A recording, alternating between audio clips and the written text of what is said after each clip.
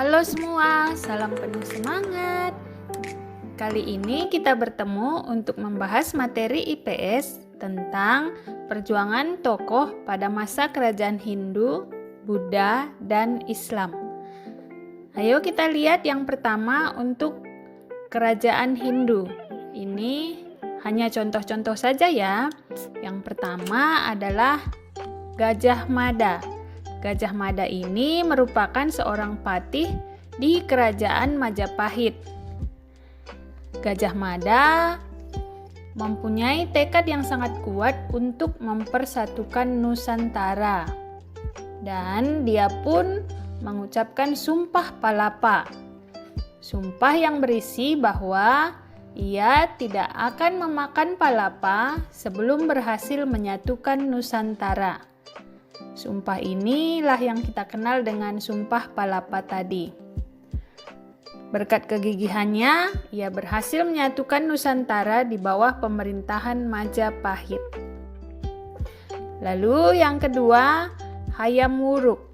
Hayam Wuruk ini adalah raja yang memerintah di kerajaan Majapahit pada saat Patih Gajah Mada sedang bertugas. Pada masa pemerintahan Raja Hayam Wuruk inilah tercapai kejayaan kerajaan Majapahit. Jadi, bersama Patih Gajah Mada, Raja Hayam Wuruk membawa kerajaan Majapahit pada puncak kejayaannya. Di sini, Raja Hayam Wuruk melakukan berbagai kegiatan ekonomi dan kebudayaan yang sangat memperhatikan rakyat, di mana hasil pemungutan pajak dan upeti dimanfaatkan untuk meningkatkan kesejahteraan rakyat.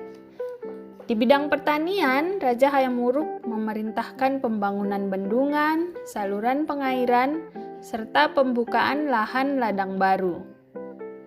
Tempat penyeberangan yang menjembatani dua daerah yang terpisah akibat aliran sungai pun dibuat.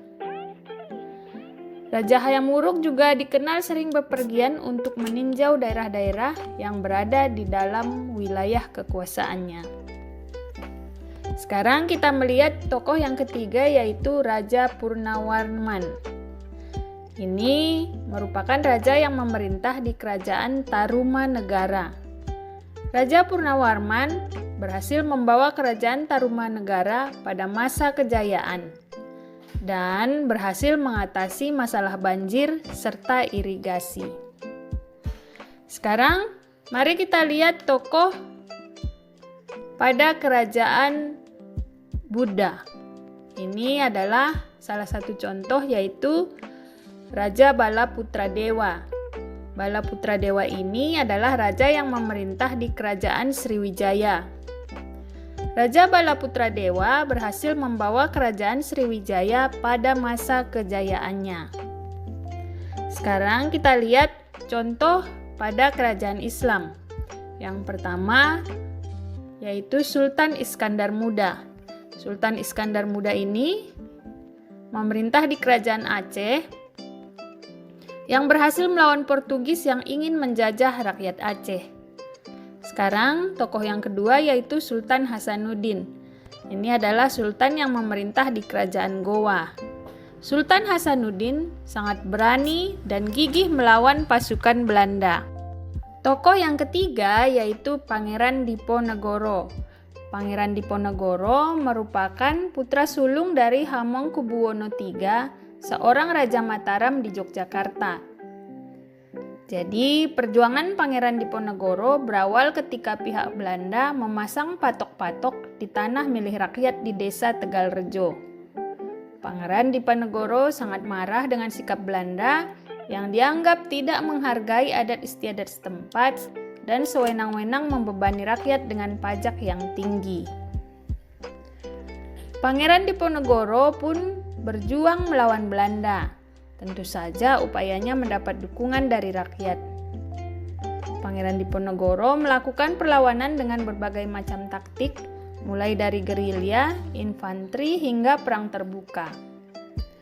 Puncak perjuangan Pangeran Diponegoro ini adalah pecahnya Perang Diponegoro atau yang disebut juga dengan Perang Jawa pada tahun 1825 sampai 1830. Perang Jawa ini dikenal hingga ke Eropa. Perang Jawa dimasukkan sebagai Great War atau Perang Besar.